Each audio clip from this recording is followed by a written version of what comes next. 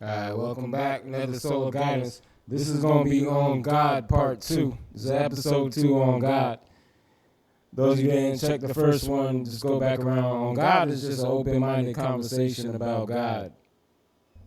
Because once again, lesson 1, God is infinite.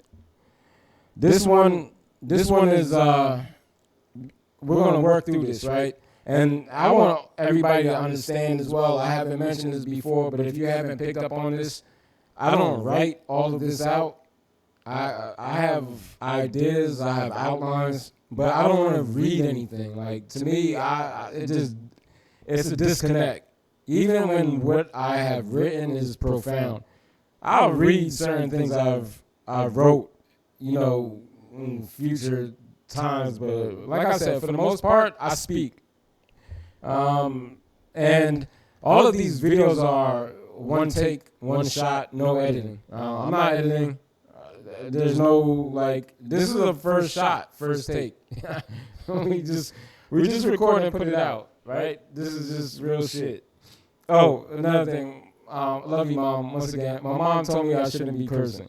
She was like, I don't think you should be cursing. So I'm going to ease on the cursing, but it might come out from time to time.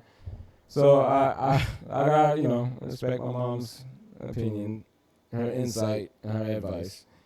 All right. This one on God, 2.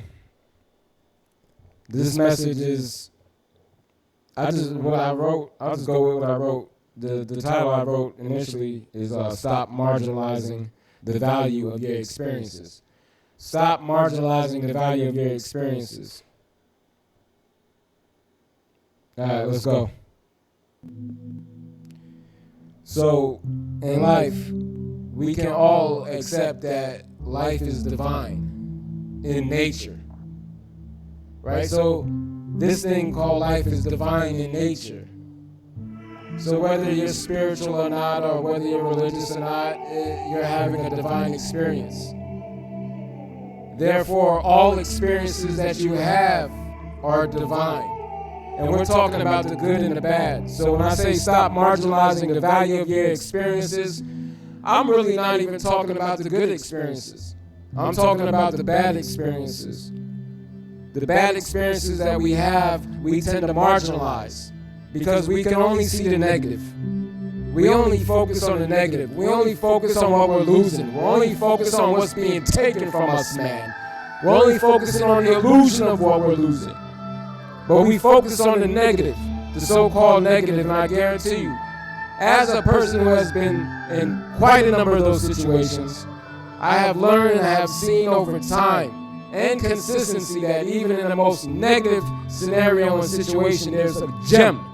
There's something there, man. Because the reality is, this thing called life that we all agree is a divine experience is also a process of refinement. It's a spiritual process of refinement, man, like alchemy, taking the lead, the base, and putting it through a process where you end up with a refined sorcerer's stone. So when I say stop marginalizing the value of our experiences, it's because we tend to just view negative experiences just negative. And we say, oh, why did it happen to me? Woe is me. And bigger than that, even when we don't say it personally, the people around us say it. The people around us, oftentimes those who love us the most. And they mean well, and we understand why. But this goes back to the program. Most of us don't realize that we're programmed, right, to see success as God's blessing, and if you don't have success, or if you're going through hard times, then you're doing something wrong. God is punishing you. You don't have God in your life. That's why you became addicted. That's why you stole from the store, because you're godless. And I say, I challenge that. How can anyone ever be godless if God is omnipresent and omnipotent, knows all things, is present at all times? So how can anybody be without God? And when I'm saying that, even in your moments where you fall, even in your moments when you blunder, even in the moments when you're going through challenges in your life that you never foresaw yourself going through. Don't listen to the people who tell you that you're not blessed, that you're going through what you're going through because you don't have God in your life. Why, I know numerous people of profound faith who still go through challenges in their life. So being a part of any religion and having any one perspective of God does not save you from going through challenges in life. It doesn't stop you from making poor choices. What I'm telling you is that no matter what, and no matter where you find yourself, don't marginalize the value of the negative experiences that you go through. Because, like I said, this thing called life is a process of refinement, man. God is refining you.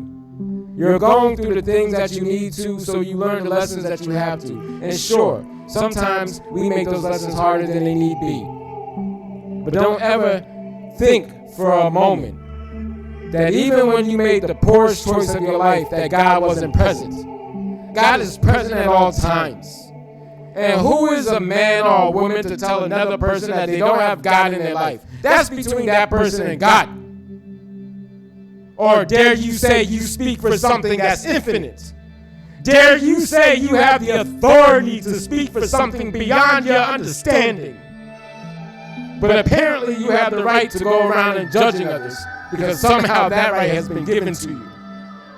But I guarantee you, even to those people, I guarantee you, those who judge others the hardest, they're probably the same ones who judge themselves even harder, which is an issue. But which is also a truth and a reality. You worried about God judging you so much, you can't realize the ways that you judge yourself. You judge yourself. You judge others. You judge people for going through tough times. Who are you? Do you know every great person has gone through tough times? You know some of the greatest minds have been in prison. Some of the greatest minds have gone through addiction. Some of the greatest minds have lost their minds.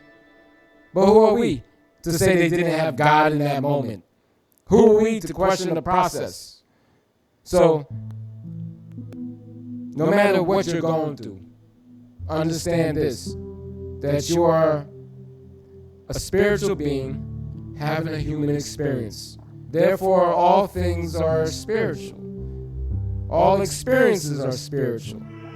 There was a great quote by Rachel Pollack, I believe her name is, says, all experience is a gift from a source we cannot consciously know unless we follow the deep spiritual journey. But all experience is a gift from a source.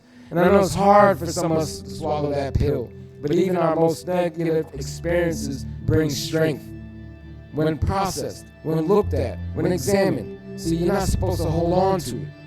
You're supposed to learn and grow from it. You evolve from it. Oftentimes we hold on to the negative experiences and the hurt and the pain because we think it gives us strength.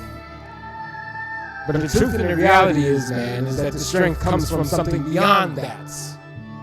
You don't need to hold on to the negative. You don't need to hold on to all the times that you are hurt. There's a greater strength. The strength that you have from that wasn't the hurt. It was your ability to pick yourself up. It was your ability to grow. It was your ability to stand tall. That is where the strength came from, not from the pain. Process the pain and let it go, man. And stop marginalizing the value of your experiences.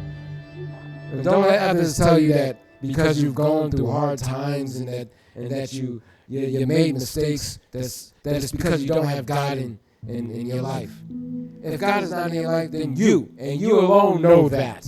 And if you know that's the case, then that's the starting point. That's your journey of awareness. But no one has the right to tell you that because you're going through tough times, because you've messed up, because you made mistakes, that God is not with you. Or that because you don't believe their creed, that God isn't with you. God is with everyone, even the most wretched of us all. God is with everyone, even the most wicked. How are you going to tell me that God has created everyone and everything in this universe and tell me that what? Somehow God is not even the most wicked person? Yeah, God is beyond our comprehension, man. Even that person serves their purpose in this lifetime. And maybe it's to be your enemy. Because here's the truth. Sometimes your enemy can help you define and realize who you are the most. Sometimes that which you disagree with becomes the most profound statement of your identity. So yes, even they have a place in this divine creation. And who are we to say we know the Creator's plan? I don't know about the rest of you. I'm only visiting. But yeah, stop marginalizing the experiences that you go through in life, especially and in particular those negative ones. Hey yo, Solar Guidance, Joseph Campbell, Sekhem Raw, Justin Orange, whatever you want to call me, I don't really care. I love all of you. Solar Guidance on God too.